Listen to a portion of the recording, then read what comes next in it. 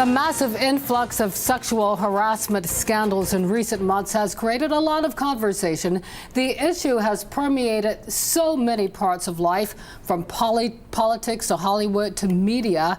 A shifting tide has quickly turned into a tsunami. Here with us is Dr. Angela Spranger from Christopher Newport University. She's an expert on organizational behavior and workplace school harassment.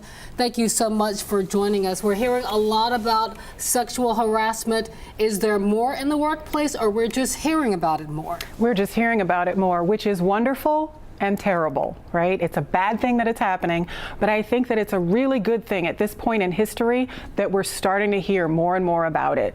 What we're talking about is we need to understand that sexual harassment manifests in a couple different ways. There are two kinds. There's that quid pro quo, this for that. If you want to keep working here, you'll do this for me. And then there's that hostile work environment. If you come to work every day and you know that as a woman, your job is to make the coffee and to expect somebody to pat you on the fanny, that's sexual harassment.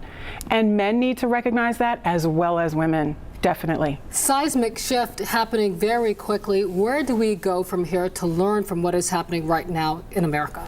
I think the first thing, and thank you, that is a great question. That's right where we are right now. That's why I say it's a good thing that we're talking about this, because this is an iron is hot kind of moment, and we need to get this dialogue started.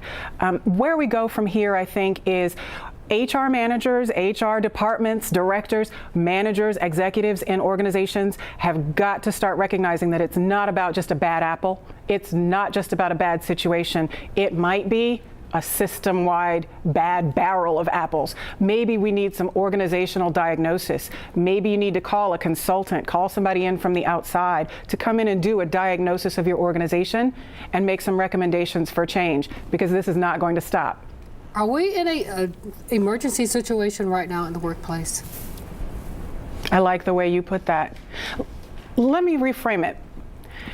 Emergency might mean immediate crisis.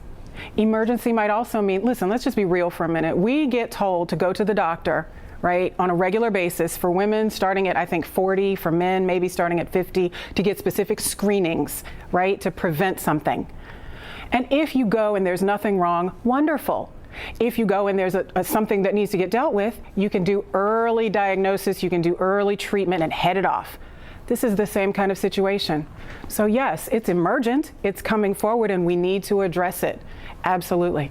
Thank you so much for joining us. Sure, thank you for having me. Janet.